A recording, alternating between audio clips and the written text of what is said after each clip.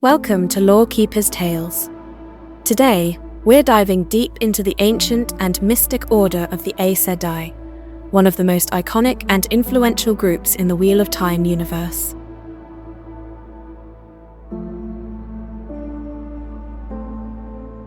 The Aes Sedai trace their roots back to the Age of Legends, a time of peace, prosperity, and unmatched technological and magical advancement. In those days, both men and women who could channel the One Power were referred to as Aes Sedai, servants of all. During this golden age, male and female Aes Sedai worked together to use the One Power for the betterment of all. They were scientists, philosophers, healers, and creators. The One Power itself was drawn from the true source, split into two halves, Sidane, the male half, and Sidar, the female half. But this age of wonder came to a crashing halt during an experiment gone wrong, when a group of Aes Sedai drilled a hole in reality trying to tap a new source of power. What they discovered was not a power source, but the Dark One's prison. This led to his corruption of the world and the rise of his most devoted followers, the Forsaken, many of whom were once powerful Aes Sedai themselves.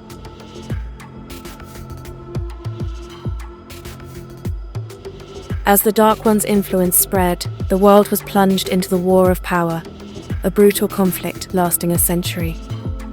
The Aes Sedai splintered into two main camps, those loyal to the light and those who pledged themselves to the Dark One.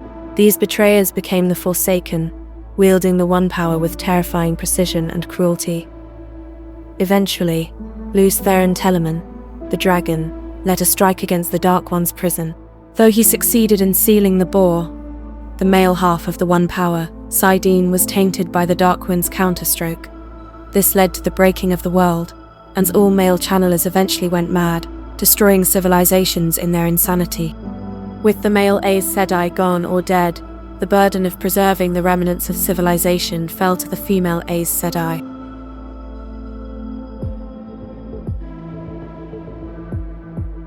In the aftermath of the breaking, the surviving female Aes Sedai founded the White Tower in the city of Tar Valon. From there, they sought to guide the world through wisdom, diplomacy, and their command of the One Power. The White Tower operates under a meticulously organized and well-defined hierarchical structure, where authority, responsibilities, and rank are clearly delineated to ensure order, discipline, and the effective governance of all Aes Sedai and their associated roles. The Amyrlin Seat. The Amyrlin is the supreme leader of the Aes Sedai, often referred to as the Watcher of the Seals, the Flame of Tar Valon, the Servant of All. She stands above all Ajahs and answers to no one, at least in theory. The Amyrlin is chosen by the Hall of the Tower and can be deposed by it. The Keeper of the Chronicles. The Keeper of the Chronicles is second in command to the Amyrlin and acts as her voice and administrator. She traditionally wears a stole in the colour of her Ajah. The Keeper wields great influence and often manages tower affairs in the Amyrlin's stead. The Mistress of Novices. This sister oversees the training and discipline of young women learning to channel. She's both guardian and disciplinarian, stern but fair. The Hall of the Tower, made up of sitters, 3 from each Ajah. This is the ruling council of the Tower. They debate, pass laws, and can elect or depose an Amyrlin. Each sitter is usually a senior sister, respected for her wisdom and experience.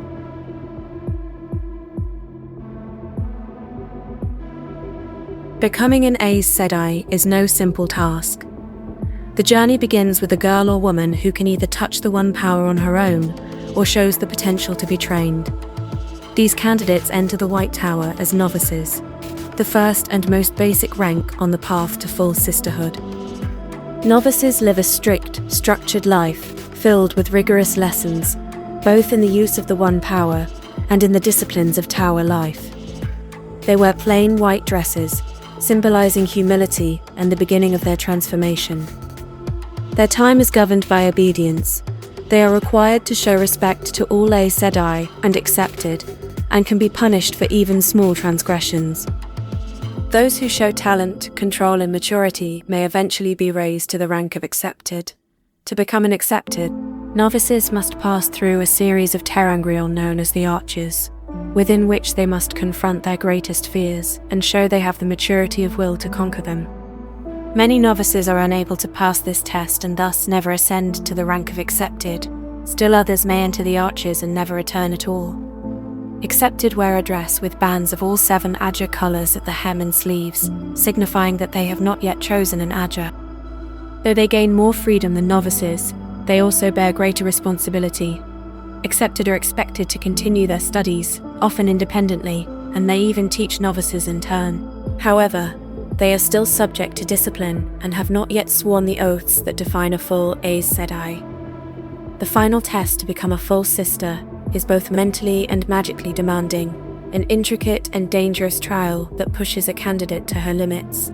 Upon passing, she is given her choice of Ajah and formally raised to Aes Sedai by swearing the 3 oaths on the oath rod, binding her irrevocably to the tower and its laws.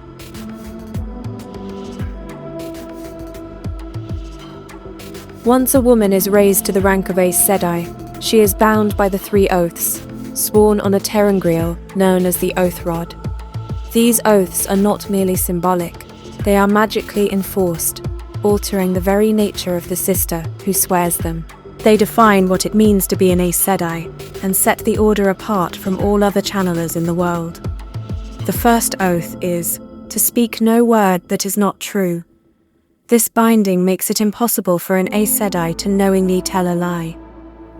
It is one of the most famous aspects of their identity, and while it inspires trust, it also leads to their reputation for speaking the truth in carefully chosen, often misleading ways. The second oath is to make no weapon with which one man may kill another. This prevents Aes Sedai from forging or enchanting weapons for use in war or assassination. However, it does allow for defensive and indirect applications of the One Power, a nuance that sisters have learned to navigate with care. The third oath is never to use the One Power as a weapon, except against Shadowspawn, or in the last extreme defense of her life, the life of her warder, or another sister. This limits the use of the One Power in combat, restricting it to only the most dire situations. It is intended to ensure that Aes Sedai are seen as peacekeepers rather than warriors, though in times of war, interpretations can be stretched. The 3 oaths shape the Aes Sedai's identity and their place in the world. To break one is impossible without removing the oaths entirely, a rare and secretive process. To uphold them is to embrace the centuries-old legacy of service, restraint, and subtle power that defines the White Tower.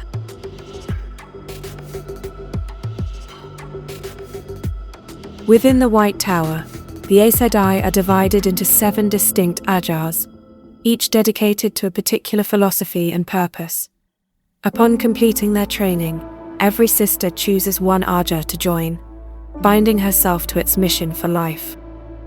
The Blue Ajah is known for its dedication to causes of justice and righteousness. Sisters of the Blue Ajah are often found traveling the world in pursuit of moral crusades, righting wrongs, and involving themselves in the political currents of the nations. They are known for their intelligence, strong convictions, and unyielding commitment to their chosen causes. The Red Ajah exists to prevent the misuse of the One Power, with a particular focus on men who can channel. In a world where male channelers are doomed to madness, the Red Ajah takes on the controversial and dangerous task of locating and gentling them. Red sisters are often seen as proud and unbending, and their methods, while effective, have earned them suspicion and fear outside the tower. The Green Ajah, often called the Battle Ajah, prepares for war, especially the prophesied last battle. Greens embrace the passionate and martial aspects of Aes Sedai life, often bonding multiple warders and training in combat. They stand ready to fight on the front lines when the need arises, carrying the legacy of the Aes Sedai, who once led armies. The Yellow Ajah is focused entirely on the art of healing. Devoted to restoring health and preserving life, the Yellows seek to expand the limits of what can be done with the One Power in medicine, Calm and nurturing, they are often found in hospitals and clinics, and their skill in healing is respected across the world. The brown Ajah pursues knowledge above all else. Scholars, researchers, and archivists, the browns devote their lives to study and the accumulation of wisdom. Often lost in thought or buried in books, they are less concerned with the outside world and more with uncovering the secrets of the past and present. The white Ajah values logic, clarity, and philosophical truth. White sisters seek understanding through reason, avoiding emotional entanglements in favor of detached contemplation. Their insights into morality and the nature of the world often place them in advisory roles, though they rarely pursue political power. Finally, the grey Ajah specializes in diplomacy and mediation. Greys are experts in negotiation, treaty-making, and resolving disputes between nations. They serve as ambassadors and peacemakers, using their deep understanding of human nature and law to preserve stability and unity where possible. Though officially denied by the White Tower, the Black Ajah is a hidden and dangerous reality, an Ajah of Aes Sedai, who have sworn themselves to the service of the Dark One. In direct violation of the 3 oaths and every principle the Tower claims to uphold, the Black Ajah operates in secret, undermining the Tower from within and furthering the Dark One's goals. There is no open banner for the Black Ajah, no outward sign of allegiance. Its members walk hidden among the other Ajahs, trusted by their sisters even as they weave plots of sabotage, assassination, and betrayal.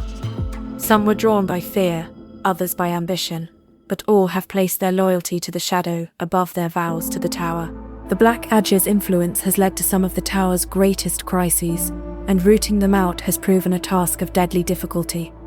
Their existence remains a festering wound within the White Tower, an enduring reminder that not even the greatest institutions are immune to corruption. Each Ajah has its own culture, traditions, and internal hierarchy, but together they form the heart of the White Tower, united in their service to the world and to the light.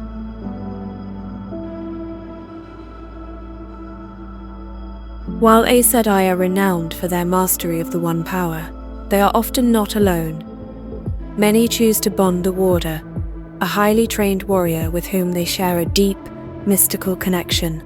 This bond grants the Warder enhanced strength, speed, endurance, and awareness, as well as an instinctual sense of his Aes Sedai's location and emotional state. The bond is magical, formed through a specific weave of the One Power. While the Warder gains increased abilities and a powerful sense of loyalty, the Aes Sedai can draw strength from her Warder, sense his condition, and even influence his emotions.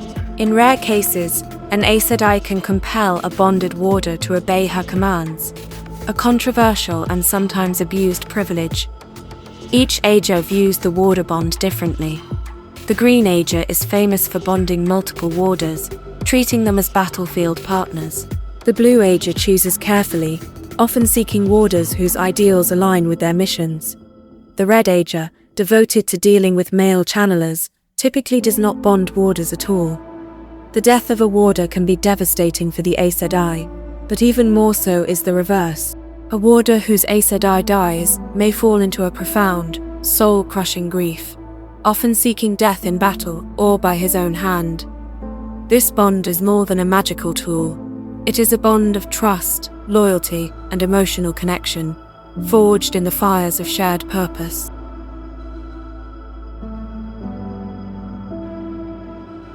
Although the White Tower presents an image of unity and control, beneath the surface lies a complex web of political maneuvering and hidden rivalries. Every Ajah has its own goals, alliances, and grudges. Within the hall of the Tower, sitters must navigate these currents carefully, balancing their Ajah's interests with the broader concerns of the Tower. The Amyrlin Seat, while officially above all Ajahs, often rises from one and is still subtly influenced by her former allegiance. The Keeper of the Chronicles is typically selected from the Amyrlin's former Ajah and serves as her trusted advisor and enforcer. These ties can create deep divisions, particularly if the Amyrlin is seen as favoring one Ajah over others. Each Ajah's leader, sometimes called the Highest, a role not officially acknowledged in public, holds significant sway over her sisters. These leaders often work behind the scenes, influencing the selection of sitters, the voting behavior of the whole, and even the broader policies of the tower.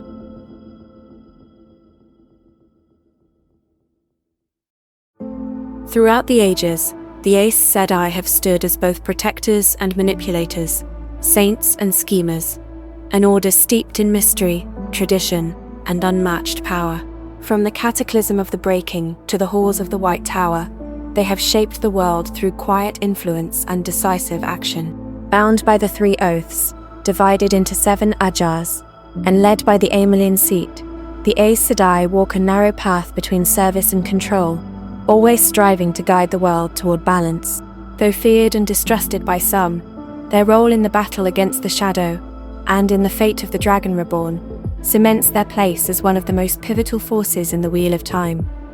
As the pattern weaves on, so too do the threads of the Aes Sedai continue to shape the future. We hope you've enjoyed this Lawkeeper's tale. If you enjoyed this deep dive into the Aes Sedai, be sure to like and subscribe for more explorations into the lore and legend of the Wheel of Time and other fantasy series. And remember, the wheel weaves as the wheel wills.